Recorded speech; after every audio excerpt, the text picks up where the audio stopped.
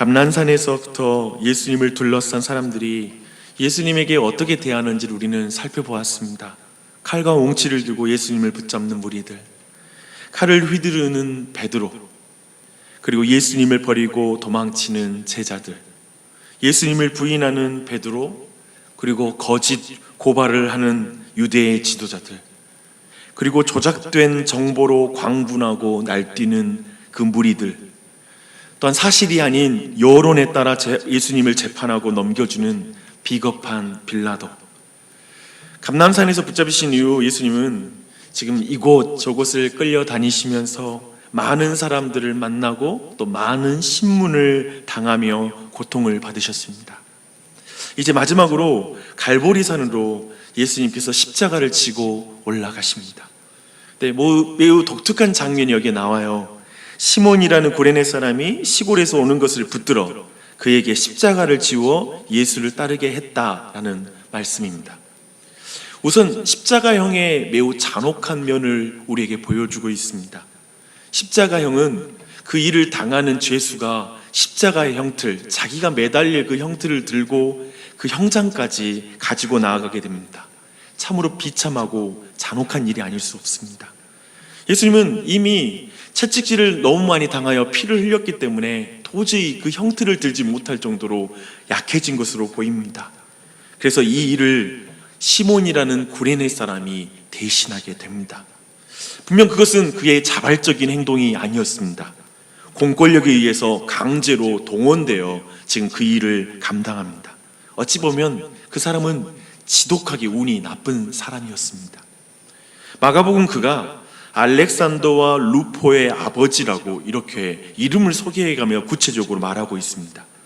로마서 16장 13절을 보니까요, 바울 사도가 로마서에서 문안한 루포와 그의 어머니와 관련이 있는 인물로 보입니다. 이때 루포의 어머니를 사도 바울은 나의 어머니다라고 이렇게 표현하고 있습니다. 루포의 어머니가 결국 그 사도 바울의 어머니라면 그 어머니는 분명 구레네 사람 시몬의 아내였을 것입니다. 시몬이 십자가를 지는 사건은 어쩌면 재수 없어서 짊어지게 된 일인지 모르지만 결국 그 집안의 이 일이 축복이 된 줄 믿습니다. 그날의 그 사건은 특별한 은혜였고 시몬은 못 박혀 죽으시는 그리스도를 보고 믿는 사람이 되었습니다. 이 장면은 초대교회 사람들이 이 장면을 보면서 루포의 아버지가 이 십자가를 졌어? 라고 생각하면서 결국 그 십자가를 지는 그 길은 결국 우리를 구원하는 길이었구나 라는 사실을 깨닫게 되었고 좀 더 하나님의 은혜를 깨닫는 장면이 되었을 것입니다. 나도 나의 험한 십자가를 지고 예수님 따라야지. 이건 재수 없는 일도 아니고 이건 나에게 부담되는 일도 아니야. 이건 나와 우리 가정에게 복된 일이야. 우리 자식들에게 복된 길이야. 나에게 복된 길이야. 이러한 믿음을 갖게 되었을 것입니다. 오늘 이 말씀이 우리 모두에게 그런 은혜로 다가가기를 바랍니다. 27절을 보니 골고다로 향하시는 예수님을 보면서 이제 가슴을 치면서 슬피 우는 여자들이 등장합니다. 그리고 큰 무리와 남자들도 있습니다. 이들은 빌라도에게 예수님을 거짓 증거로 고소한 그 무리들은 아니었을 것입니다. 예수님에 대해서 동정적인 상당수의 사람들이 여전히 있었다는 것을 보여주는 것이죠. 그런데 예수님은 그들의 울음을 상황 파악을 못하고 우는 울음이라고 냉정하게 평가하십니다. 주님은 그들의 동정이 믿음이 아니라고 분명하게 말씀하십니다. 그리고 지난밤 이후에 어쩌면 가장 긴 말씀을 이제 이어서 말씀하세요. 나를 위하여 울지 말고 너희와 너희 자녀를 위하여 울라. 계속 그렇게 이어서 말씀하십니다.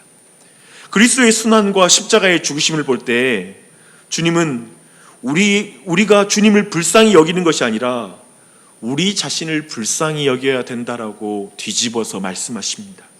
지금 예수님은 사람들의 생각을 뒤집는 거예요. 사람들은 예수님이 로마 권력과 종교 권력에 의해 억울하게 죽음을 당하는 그런 나약한 피해자라고 생각하며 불쌍하게 생각하며 울고 있습니다. 그리고 예수님의 죽음을 안타깝게 여기면서 지금 울고 있는 것입니다. 사람들은 예수님이 하나님의 무관심 속에 악인들의 욕심에 따라 버림받아 외롭게 죽어가는 불쌍한 사람이다 라고 생각하며 이렇게 바라보면서 울고 있습니다. 그런데 예수님은 그 슬픔이 지금 예수님의 순환의 의미를 전혀 모르기에 흘리는 믿음 없는 눈물이라고 보고 계시는 것입니다. 그것은 회개가 아닌 거예요. 회개의 눈물이 아닌 것입니다. 예수님은 지금 힘이 없어 권력에 희생되는 것이 아니라 세상 죄를 지고 가는 속죄를 위해 나약한 모습으로 죽고 있는 거라는 걸 그들이 알아보지 못하고 있는 것입니다. 그렇게 흘리는 눈물은 참된 믿음의 눈물이 아닌 것이죠. 참으로 예수님께서 속죄의 죽음이 아니라면 그 길을 그렇게 걸어갈 이유가 없지 않습니까?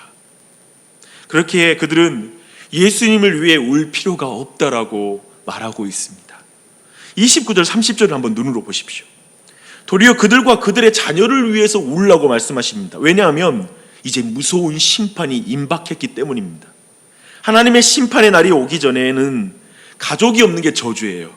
하지만 하나님의 심판의 날이 오면 차라리 가족이 없는 게 낫다라는 것입니다. 왜냐하면 사랑하는 가족이 고통받는 것을 보는 것은 너무나 고통스럽기 때문에 그렇습니다. 그래서 그날에는 고통이 없이 빨리 죽여달라고 말하게 될 것이다. 죽음이여 순식간에 찾아와 달라라고 말하지 그 고통이 길게 오는 것도 싫어할 것이라고 말하고 있습니다. 31절을 주목하십시오. 푸른 나무에도 이같이 하거든 마른 나무에는 어떻게 되리요? 만약 푸른 나무를 예수님을 가리키는 것으로 해석하면 이런 의미입니다. 하나님이 자신의 결백한 아들을 대속의 고난과 죽음을 당하게 하는 일에 아끼지 아니하셨다면 그 예수님을 믿지 않고 십자가에 내어준 마른 나무와 같이 죽은 자들은 심판의 날에 어떻게 되겠느냐, 이 말씀입니다. 그래서 고난주간은 어쩌면 고난당하신 주님을 생각하면서 동정하는 그런 주간이 아닙니다. 불쌍하다, 얼마나 아팠을까, 그렇게 동정하는 정도가 아닙니다. 참으로 내가 무서운 심판을 당해야 할 마른 나무와 같은 인생인데, 그런 죄인인데 나에게 쏟아질 저주와 심판이 예수님께 쏟아졌음을 믿는 것이 고난주간입니다. 그때 참으로 고난주간의 의미를 깨닫게 되는 것입니다. 이제 예수님은 성문 밖에 해골 형상을 한 골고다 언덕에서 십자가에 못 박힙니다.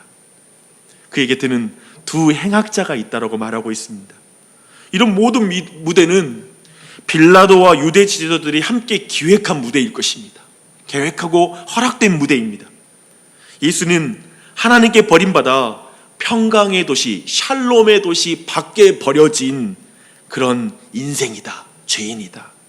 예수는 그저 죄인 중에 하나로 죽은 것이다. 그는 하나님께 저주받아 나무에 달려 죽었다. 이 모든 게 기획된 형벌이요, 그리고 옆에 두 행악자요, 그리고 성박 골고다 언덕에서 죽는 이 모든 것의 의미입니다. 지금 이 메시지를 모든 사람에게, 예수님께 동정적인 사람들에게도 다 선포하고 싶은 거예요. 알려주고 싶은 것입니다. 그래서 사람들의 비웃음과 조롱하는 말은 예수님의 손만이 아니라 예수님의 가슴을 날카롭게 찌르는 말이었을 것입니다. 저가 남은 구원하였으나 만일 하나님이 택하신 자 그리스도이면 자신도 구원할지어다. 그 말은 얼마나 날카로운 말입니까? 그들은 참된 왕이 백성의 죄를 대속하기 위해 죽었다는 걸 모르고 계속 말합니다. 내가 만일 유대인의 왕이면 내가 너를 구원할지어다. 예수님은 벌거벗은 죄인에게 의로운 옷을 입혀주기 위해 지금 벌거벗으셨는데 군인들은 예수님의 옷을 나누고 있습니다. 전혀 상황을 파악하지 못하는 것입니다. 모두가 예수님은 스스로를 그리스도로 칭하였으나 자신의 죄 때문에 죽는 무력한 거짓말쟁이이다 라고 생각하면서 바라보고 있습니다. 예수님은 그렇게 상황 파악을 하지 못하는 그 죄인들을 향해 이렇게 기도하십니다. 아버지, 저들을 사하여 주옵소서. 자기들이 하는 일을 알지 못합니다.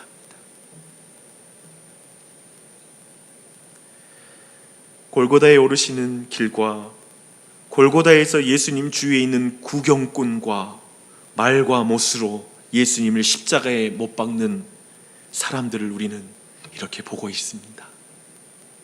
그들 모두 예수님이 심판을 당하고 있다고 생각합니다. 결국 그가 나무 위에 매달리는 것은 그가 저주받은 것을 증명하는 확실한 증거이다 라고 생각하며 바라보고 있습니다. 종교개혁가 칼빈 목사님은 이 장면에서 이런 말로 모든 걸 뒤집습니다. 불을 피울 때는 생나무가 아니라 마른 장작을 가지고 시작하는 것이 순서이지만, 아니 통례이지만 하나님께서는 그 반대이다. 맞습니다. 마른 장작과 같은 구경꾼과 말과 못으로 예수님을 못 박는 자들이 우리가 먼저 심판을 받아야 하지만 예수님이 먼저 십자가에서 하나님의 저주를 받습니다. 말할 수 없는 고통을 당하십니다. 왜요? 마른 장작을 푸른 나무로 바꾸기 위해서. 마른 장작과 같은 나를 푸른 나무와 같이 생명을 가진 존재가 되게 하기 위해서 그렇게 먼저 심판을 당하십니다. 칼빈은 좀 더 나아가 그리스도인에 대해서 이렇게 말합니다. 그는 악인들에게 평화와 쉼을 주시고 그의 백성에게는 셀 수 없는 고통을 안겨주신다. 현재의 모습만 가지고 판단할 때는 더없이 비참한 것이 그들의 상태이다. 하나님께서는 그의 신실한 자들을 아버지로서의 매를 들고 들어 낮추셨지만 당분간 지켜보지 않는 것 같던 죄악의 주인공들을 향해서는 그의 칼을 빼들고 공격할 것이다. 주 안에 사랑하는 여러분, 우리는 십자가에 달린 예수님이 내 죄를 속죄하신 왕이심을 믿음으로 구원받지 않았습니까? 우리는 십자가를 보고 겉모양으로 판단하지 않았습니다. 십자가는 패배도 아니었고 죽음으로 끝나는 것도 아니었습니다. 나를 위한 대속의 죽음이었기에 우리는 그것을 믿고 구원을 얻는 줄 믿습니다. 아멘. 아멘. 그렇게 우리는 보이는 것으로만 평가하는 사람들이 아닙니다. 지금의 상황으로 우리의 인생을 평가하지 않을 것이고 지금의 우리의 가정의 모습을 보고 모든 걸 평가하지 않습니다. 코로나 바이러스는 사람들의 가치관과 세계관을 다 변화시키는 것 같아요. 눈에 보이는 국가라는 시스템, 경제, 사회, 정치 모든 시스템이 눈에 보이지 않는 바이러스로 인하여 맥없이 무너지고 무력화되는 것을 우리는 보고 있습니다. 그런데요, 눈에 보이지 않는 이 바이러스는 사실 보이는 것이죠. 그리고 우리는 보이지 않는 어떤 그 내용들이 이 바이러스보다 보이지 않는 하나님이 얼마나 강한 분인지를 깨닫고 있습니다. 그렇지 않습니까? 바이러스로 인하여 교회가 무너진 것처럼 보이고 약화되는 것처럼 보일지 모르지만 하나님은 여전히 일하고 계십니다. 힘차게 행하고 계십니다. 그분이 상황 파악을 못하는 우리에게 여전히 말씀하고 계십니다. 아버지, 저들을 용서해 주시옵소서. 저들이 자기 하는 일을 알지 못합니다. 사랑하는 여러분, 우리는 이 상황 속에 그분을 믿음으로 기도하는 것입니다. 보이지 않는 하나님이 가장 두려운 분이고 그 보이지 않는 하나님이 이 모든 걸 통치하신다고 믿고 나아가는 것입니다. 이 아침에 그분을 믿음으로 함께 기도하며 나아가겠습니다.